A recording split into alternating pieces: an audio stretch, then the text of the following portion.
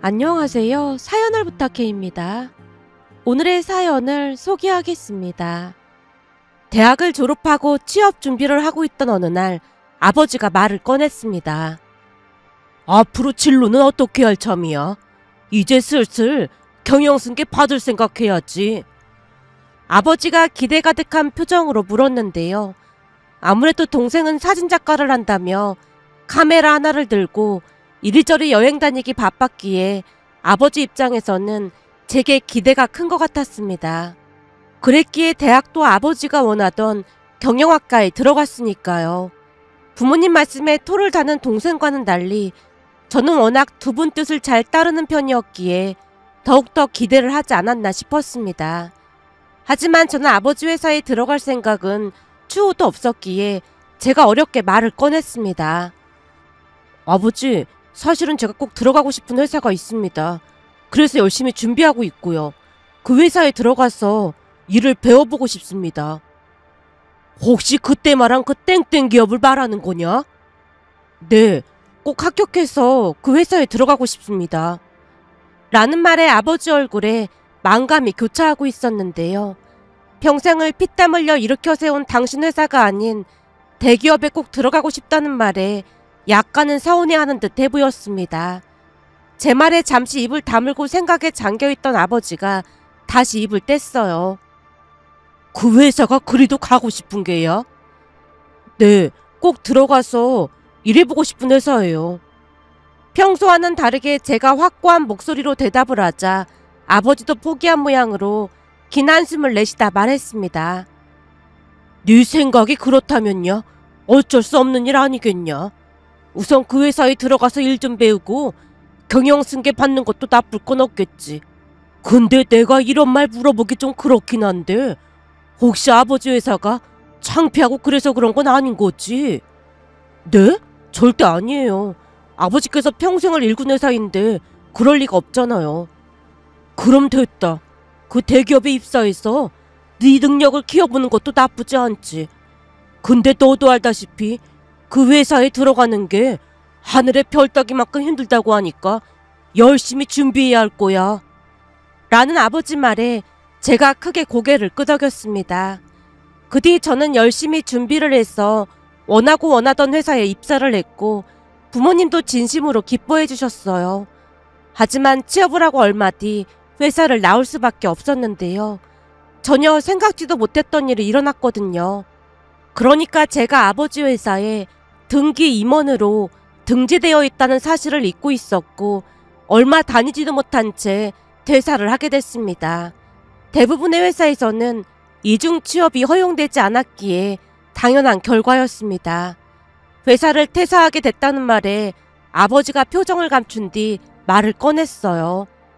그 회사에 입사할 정도면 실력은 인정된 거나 마찬가지니까 이젠 아버지 회사에 들어와서 열심히 일을 배우면 되겠구나.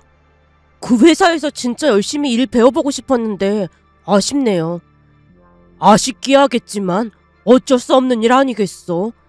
그럼 아버지 회사에 들어와서 일 배우는 걸로 알고 있으마. 라며 아버지가 자리에서 일어나 서재로 들어갔는데요. 아버지가 서재로 들어가자마자 동생이 조용히 입을 뗐습니다. 내가 볼 때는 형이 아버지한테 속은 거야. 속다니? 그게 무슨 말이야? 사업을 그렇게 오래 하신 아버지가 그 사실을 몰랐을까? 이미 다 알고 있었을걸? 한마디로 형이 사업을 물려받게 하려고 그런 것 같다는 말인 거지. 형이 너무 착하니까 아버지가 더 그러는 거야. 네가 아버지 회사에서 일하는 거 치를 떨어 하니까 나라도 대를 이어야 하는 게 맞긴 하잖아. 아버지 입장에서는 그럴 수도 있지 뭐. 제가 대수롭지 않게 말하고 넘겼는데요. 물론 동생 말처럼 아버지가 계획하고 그런 걸 수도 있겠지만 평소 우리 부모님이 우리를 아낌없이 사랑해 주셨다는 것을 그 누구보다도 잘 알고 있기에 아버지 마음을 헤아리려 노력하고 또 노력했습니다. 그렇게 아버지 회사에서 일을 배우게 됐고 어느 날은 식사를 하던 중 어머니가 조용히 물었어요. 준영이는 만나는 사람이 있는 것 같은데 집에 인사는 언제 시킬 참이야? 어머니가 그걸 어떻게 알았어요? 네가 그렇게나 티를 내고 다니는데 우리가 어떻게 모를 수가 있겠어. 제가 티를 냈다고요? 그래, 방에서 허구한 날 통화하고 그러는데 어떻게 모르겠어. 뭐 하는 사람이야? 어떻게 만난 거야? 어머니가 호기심 가득한 눈빛으로 물었습니다. 그때 입사했던 땡땡 기업에서 만난 사람인데 회사 그만둔 뒤로도 연락하다 보니까 사귀게 됐어요. 그래? 그럼 우리한테 인사시켜줘봐. 그게 저도 양과에 인사하자고 말을 해봤더니 수진이네 집 형편이 좋지 않다 보니까 눈치를 보는 것 같아요. 제가 사장 아들이라는 말 듣고 저한테 헤어지자고 그랬었는데 제가 한번 붙잡았었거든요. 사람만 괜찮으면 되지 그게 무슨 상관이라고 그래. 우리는 아무래도 상관없으니까 한번 데리고 와봐. 어머니 말에 제가 알았다고 대답을 했고 얼마 후 여자친구를 설득해서 집으로 데리고 왔지만 역시나 부모님은 아내의 배경에 큰 관심이 없어 보였어요. 바르게 잘 자랐다고 몇 번이나 칭찬을 했으니까요. 그렇게 우리는 순탄하게 결혼을 했고 지금은 딸 하나를 키우며 잘 살고 있습니다. 결혼할 때 아내가 혼수랑을 많이 못해왔기에 장인 장모님과 아내가 많이 눈치를 봤지만 우리 가족 누구도 그런 것에 신경 쓰지 않았습니다. 그 부분에 대해 처갓댁 가족들도 많이 고마워했기에 우리는 한동안 큰 문제 없이 잘 살았습니다. 하지만 어느 가정에든 크고 작은 문제가 있기 마련이잖아요.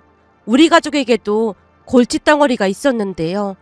바로 아내의 여동생인 처제 때문에 이런저런 문제들이 생기기 시작했습니다. 처제는 학창시절부터 공부도 안 하고 나돌아다니기 바빴다고 합니다. 그러다 보니 지방에 있는 대학에 겨우겨우 들어갔다는데 대학에서도 공부를 어찌나 안 했던 것인지 겨우겨우 졸업을 했다고 합니다. 그랬으니 취업이 될 리가 없었고 취업 준비를 한다는 핑계로 집에서 뒹굴거리기만 했다네요. 본인 스펙은 생각하지도 않고 눈만 높아서 졸업 후 3년이 넘게 백수로 지냈다고 했으니까요. 그러는 동안 아내에게도 돈을 많이 뜯어갔던 모양으로 장인 장모님뿐만 아니라 아내도 처제라고 하면 혀를 내두를 정도였습니다. 그런데 아내는 처제와는 다르게 워낙 성실한 사람이었던지라 공부도 잘했고 번듯한 대기업에 들어가서 결혼까지 해서 잘 살고 있었으니 처제가 아내를 눈의 가시로 여겼던 것 같았습니다. 시간이 지날수록 처제의 심술이 늘어만 갔으니까요. 그러던 어느 날은 처갓댁에서 저녁밥을 먹고 상을 물리는데 처제가 마치 저 들으라는 듯이 말을 꺼냈습니다. 요즘은 사위들이 처가에서 밥 먹고 난 다음 설거지도 하고 심지어 밥까지 해서 처가 식구들한테 대접한다고 하던데 형부는 사장 아들이라 그런지 손 하나 까딱 안 하네요. 역시나 처제가 비아냥거리며 말을 했지만 하루 이틀 그런 것이 아니었기에 그냥 꾹 참고 말았는데요. 처제 말을 듣고 있던 장모님이 버럭했습니다. 네 형부한테 그따위 소리 할 생각하지 말고 평생 집에서 먹고 노는 너나 좀 도울 생각해. 백수주자에 띵가띵가 먹고 놀면서 형부한테 그게 할 소리야? 엄마 아빠가 이러니까 형부가 더 기고만장인 거야. 돈 좀 있다가 우리 집 무시하잖아. 네 형부가 우리를 무시하긴 뭘 무시했다고 그래. 오히려 사돈 양반 두 분이 너무 잘해줘서 엄청 눈치 보이는구만. 잘해주긴 뭘 잘해줬다고 그래? 네 언니 출산하고 난 뒤에도 한동안 도와주는 사람까지 보내주고 해서 고생도 덜 했는데 당연히 고마운 거지. 그거에 형부네 핏줄을 낳아줬으니까 당연한 거지. 쓸데없는 소리 할 거면 네 방에 들어가서 잠이나 자. 어디다 대고 네 형부한테 그따위 소리라고 앉았어. 네 주제에 네 형부 같은 신랑감을 만날 수나 있을 것 같아? 어디서 귀한 우리 사위한테 막말을 하고 있어. 라며 장모님이 일방적으로 제 편을 들자 처제가 입을 삐죽이며 방으로 들어가 버렸습니다. 조금 전에도 말씀드렸다시피 결혼할 때 신혼집부터 우리 부모님이 다 해주셨기에 장인 장모님이 항상 미안해 하셨거든요.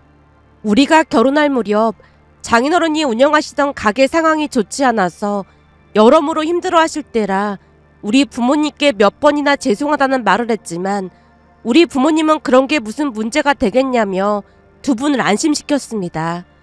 거기다 처제가 제게 불만이 많았던 이유가 있었는데요. 결혼 전 처제가 제게 전화로 물었어요. 형부, 이제 곧 우리 언니랑 결혼하니까 우리가 가족이나 마찬가지잖아요? 그렇지. 결혼하니까 가족이 되는 거지. 근데 그건 왜 묻는 거야? 그래서 말인데 가족끼리는 서로 돕고 도우면서 살아야 하는 거잖아요. 그렇긴 하지. 가족이라는 단어를 특히나 강조해서 말하던 처제가 무슨 말을 할까 걱정이 앞섰기에 제가 걱정 가득한 목소리로 대꾸했는데요. 처제 입에서 기가 막힌 말이 터져나왔습니다. 그래서 말인데 언니 말이 결혼하게 되면 형부가 차를 바꿀 거라고 했다면서요? 그렇지.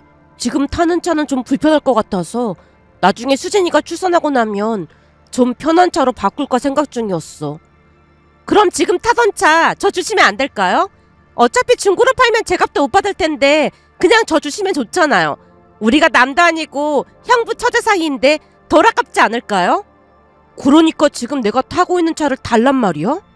네, 저도 좋은 차 한번 타보고 싶어서요. 형부야 부모 잘 만나서 그런 차 그냥 탈 수 있겠지만 저는 부모 복이 없어서 지질이 궁장으로 살고 있잖아요. 그러니 저도 돈 많은 형부 덕 좀 보면 좋잖아요. 라며 처제가 아무렇지도 않게 말하는 모습에 순간 어이가 없어서 말문이 막히고 말았는데요. 그때 당시 제가 타던 차가 아버지 차를 물려받았던 거였기에 꽤 고가의 차였거든요. 그런 차를 그냥 공짜로 달라는 것도 어이가 없었지만 그 차를 유지하는 데 들어가는 비용은 어떻게 할 것인지 궁금해지기 시작했고 제가 조용히 물었습니다. 처제가 운전을 오래 한 것도 아니고 장롱 면허에다가 차를 유지하려면 비용도 꽤 드는데 그걸 어떻게 감당할 생각인데? 그거야 보험이랑은 형부가 내줄 거고 기름값 정도만 제가 책임지면 되지 않을까요? 처제가 너무나도 당당히 말하는 모습에 제가 딱 잘라서 거절을 했습니다. 앞으로 어떤 일이 일어날지 불을 보듯 뻔해 보였으니까요.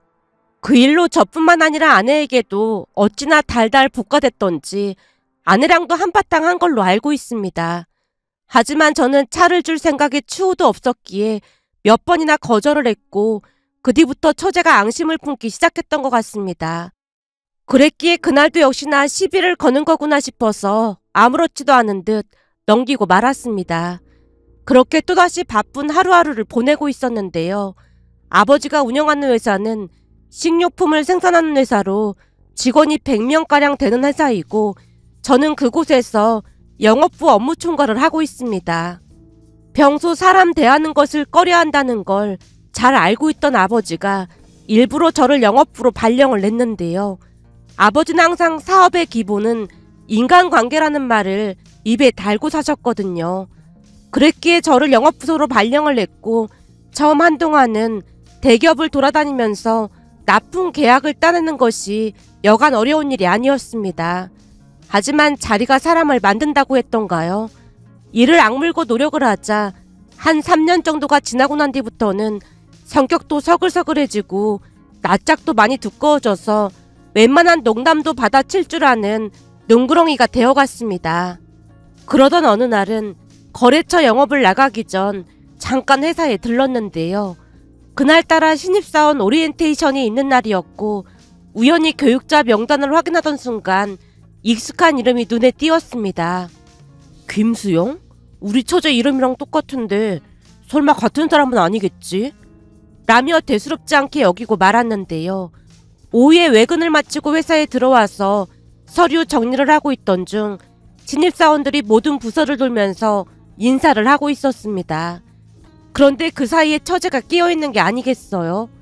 잘못 본 줄 알았던 사람이 처제가 맞았던 것이죠. 처제와 눈이 마주친 순간 얼음이 되고 말았는데요.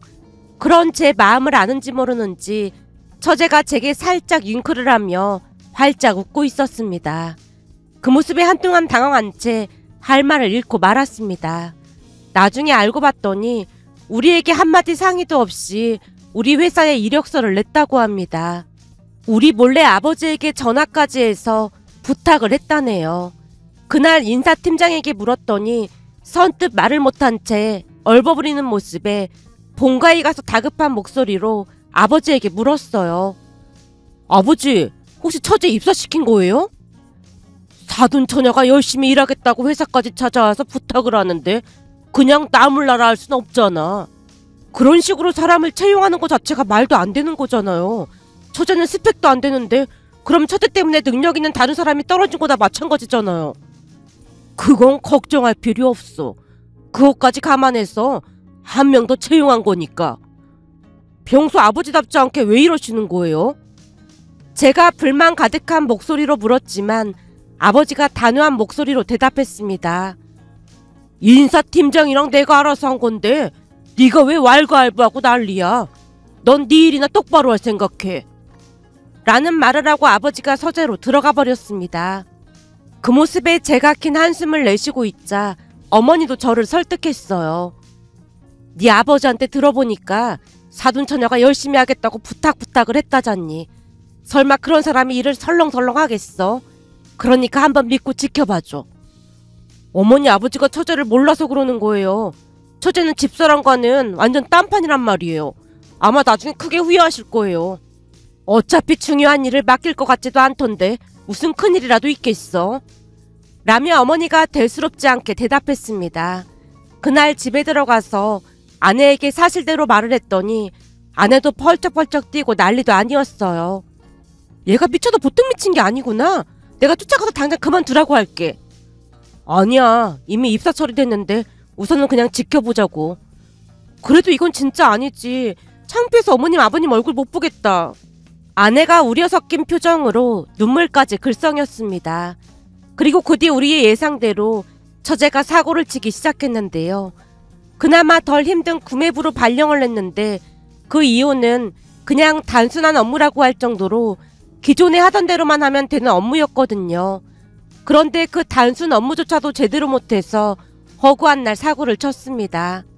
가령 이런 것들이었는데요. 자재 구입비로 2천만 원을 입금해야 하는데 0을 하나 더 붙여서 2억을 입금해서 회사가 발칵 뒤집어지고 말았습니다. 하지만 심각성을 전혀 인지조차 못한 채 6시면 칼퇴근을 했고 아버지가 저를 불러서 조용히 말했어요. 네가 가서 해결하고 와야지. 별 수 있겠어. 가서 실수해서 죄송하다고 사과드리고 해결하고 와. 거기도 법인 통장에서 돈이 왔다 갔다 하는 거라 담당자가 진짜 곤란해할 텐데. 그렇게 제가 뭘 했어요. 분명히 사고 칠 거라고 했잖아요. 앞으로 이런 일이 한두 번이 아닐 텐데 어떻게 하실 거예요? 라는 말에 아버지가 긴 한숨만 내쉰 채 말을 아꼈습니다. 그렇게 저는 거래처 회계팀에 찾아가서 죄송하다고 읍수를 하고 거래 내역을 정정하고 돌아왔습니다. 물론 그 일을 아내에게 알리진 않았습니다. 알려봐야 아내가 큰 스트레스만 받을 게 뻔해 보였으니까요. 다만 처제가 제게 미안하다고 사과 한마디는 하지 않을까 하는 일말의 기대를 하고 있었지만 다음날 처제는 도리어 1시간이나 늦게 출근을 했습니다. 직원들이 다들 수근거리며 힐끔거렸지만 당당히 자리에 앉는 모습을 보며 제가 조용히 데리고 나가서 말했어요. 처제, 회사에서 근태는 기본 중에 기본인 거야. 저도 그 정도는 알고 있어요. 제가 일부러 그런 게 아니라 아침에 일찍 일어났다가 깜빡 다시 잠이 든 거 있죠. 앞으로는 조심할게요. 그러니까 너무 빡빡하게 그러지 마세요. 내가 빡빡하게 그러는 게 아니라 어제만 해도 그래. 처제가 사고친 거 수습하느라 내가 거래처 찾아가서 얼마나 읍수하다 돌아왔는지 알기나 해? 그런 실수라면 어쩌자는 거야? 알았어요. 내가 일부러 그런 것도 아니고 진짜 너무하는 거 아니에요? 형부, 지금 사장 아들이라고 저 무시하는 거예요? 적반하장이라더니 처제가 오히려 버럭했습니다.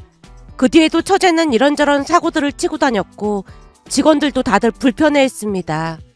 결국 제가 다시 처제를 붙들고 따끔하게 한 소리를 했는데요. 그날 집에 가서 장인 장모님께 울면서 하소연을 했던 모양인지 다음날 장모님이 찾아와서 미안한 듯 말했습니다. 내가 보니 괜시레 민폐만 끼치고 있는 것 같은데 자네가 사돈 양반한테 잘 좀 말해서 잘라버리라고 하게나. 네? 그게 무슨 말씀이세요? 무슨 말이긴 뭐가 무슨 말이야. 우리 딸 수영이 말하는 거지. 내가 보니 인간되게 글러먹은 것 같은데 당장 자르란 말이야. 내가 그 인간 때문에 발 뻗고 찰 수가 없다니까. 그러니까 얼른 내보내라고 하게나. 라며 장모님이 간절한 표정으로 제게 부탁까지 했습니다. 장모님이 얼마나 마음고생을 하고 계신지 한눈에 알 수가 있었기에 그날 바로 아버지께 말씀을 드렸는데요. 아버지가 조용히 대답했습니다. 회사가 장난도 아니고 직원을 그렇게 막 해고시키는 건 말이 안 되는 거지. 나는 원칙대로만 할 테니까 그렇게 알고 있어. 라는 말만을 할 뿐이었습니다. 그렇게 한 3개월 정도가 지나갔고 그러는 동안에도 크고 작은 사건이 참 많았지만 그나마 수습이 가능했던 일들이었기에 그냥 넘기고 말았어요. 그러던 어느 날 결국 회사가 발칵 뒤집어졌는데요. 거래처를 돌고 회사에 복귀를 했더니 직원 한 명이 저를 데리고 탕비실로 가더니 조용히 말했습니다. 저기 김수영 씨 때문에 지금 난리 났어요. 김수영 씨 때문이라니요? 또 무슨 사고를 친 거예요? 잘 아시다시피 사장님께서 갑질 그런 거 엄청 싫어하시잖아요. 당연하죠. 근데 설마 김수영 씨가 갑질을 했단 말이에요? 대체 누구한테 갑질을 했다는 말이에요? 그게 구내식당 이모님한테 막말을 했던 모양이에요. 네? 구내식당 이모님한테 막말을 왜 해요? 제 말에 직원이 있었던 일을 이야기해줬는데요. 우리 회사에는 직원 식당이 따로 있는데 그곳에서 일하시는 분들을 직원들이 이모님이라고 부르고 있습니다. 아버지는 한 번 맺은 인연을 소중히 여기는 분이셨고 큰 문제가 있지 않는 한 끝까지 함께 하셨어요. 한마디로 그게 어떤 업무이든 본인이 원해서 퇴사를 하기 전까지는 절대 먼저 내보내는 일이 없었습니다.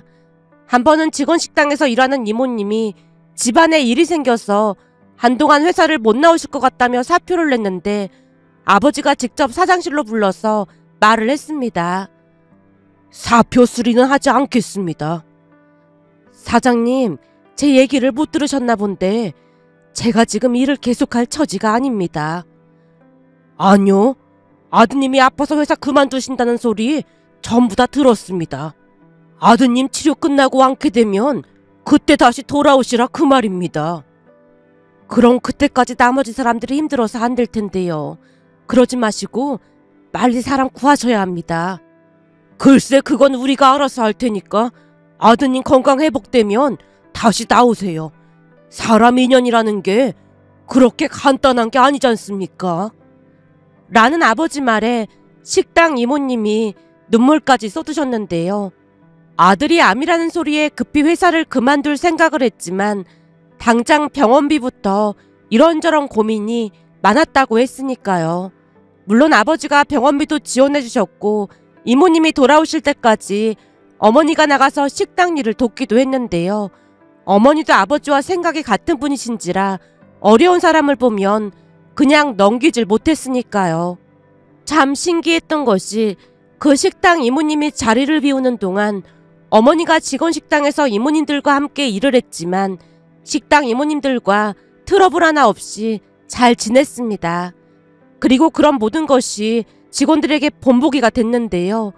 그 일을 계기로 만약 어려운 일이 생기면 회사가 나몰라라 하지 않고 도와줄 것이라는 생각이 직원들 사이에 자리 잡게 된 것 같았습니다. 그 바람에 직원들이 더욱 열심히 일한 건 말할 것도 없었고요. 다행히 그 식당 이모님 아들은 수술과 항암 치료를 잘 끝냈고 시간이 지나 다시 출근을 했는데요. 직원들이 그렇게나 좋아할 수가 없었습니다. 그런 와중에 처제가 식당 이모님에게 갑질을 했다는 건 어마어마한 사건이 아닐 수 없었습니다. 그날 직원에게 자세한 이야기를 들어보니 그날따라 겉절이가 조금 싱거웠던 모양이었다는데 처제가 이모님에게 가서 따졌다네요. 겉절이가 조금 싱거운 것 같은데 제 거는 다시 해서 가져다 주세요. 예? 다시 해서 가져다 달라니요? 그게 무슨 말씀이세요? 많이 싱거우세요? 그럼 다음부터는 우리가 신경 좀 쓸게요. 죄송합니다. 라며 식당 이모님이 달래듯 말을 한 모양인데요. 순간 처제가 버럭했다네요. 뭐라고요? 많이 싱거우세요? 이걸 어떻게 먹어요? 저기 혹시 제가 누군 줄 알고나 그런 말을 하는 거예요? 누군 줄 알다니요? 그게 무슨 말이에요? 아줌마가 잘 모르는 것 같아서 미리 말해주는 건데요. 사실 여기 회사 사장님이 우리 언니 시아버님이시거든요. 그러니까 저도 이 회사에서 실세다 그 말이에요. 그래서요? 그게 뭐가 중요하다는 거죠? 저기 아줌마, 지금 내 말을 잘 못 알아들은 것 같은데 여기 사장님이 우리 언니 시아버님이라니까요. 그러니까 그게 뭐가 그렇게 중요하다는 거죠? 진짜 어이가 없네. 내가 아줌마 잘리게 해줘봐요. 어디서 감히 꼬박꼬박 말대꾸라는 거예요. 라며 처제가 식당 이모님에게 삿대질까지 하면서 고래고래 소리를 질렀고 일부 직원들이 그 모습을 전부 촬영까지 했다네요. 결국 잠시 후 인사팀장이 쫓아와서 처제를 말리고서야 조용해졌다고 하는데요. 그 뒤 인사팀장님이 아버지에게 사실대로 말을 했던 모양으로 아버지가 처제를 불러서 불같이 화를 냈다고 합니다. 김수영씨, 여지껏 우리 회사에서 이런 일이 단 한 번도 없었는데 신입사원이 어디 회사에서 갑질을 하는 겁니까?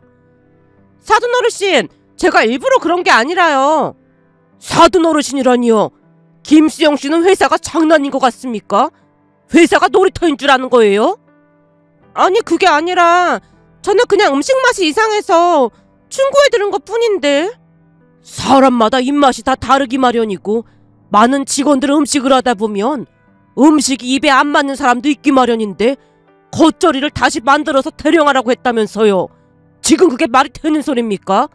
김수영씨 때문에 지금 식당에서 일하시는 분들이 단체로 회사 그만두겠다고 난리도 아닌데 어떻게 책임질 겁니까?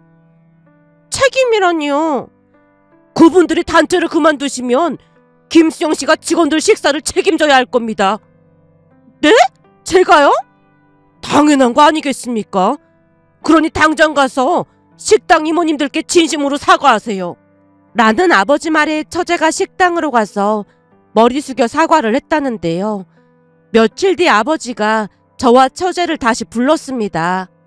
김수영씨가 사과를 했는데도 식당 이모님들이 그만둔다고 하시니까 아무래도 김수영씨가 한동안 식당에서 일을 해야 할 것 같습니다. 네? 제가 식당에서요? 식당 이모님들 말씀이 음식 만드는 걸 너무 우습게 하는 것 같다는데 음식 만드는 게 얼마나 힘든 일인지 직접 체험해보세요. 저보고 진짜 직원 식당에서 일을 하라는 말씀이신 거예요? 처제가 눈을 동그랗게 뜨고 바라보자 아버지가 단호한 목소리로 말했습니다.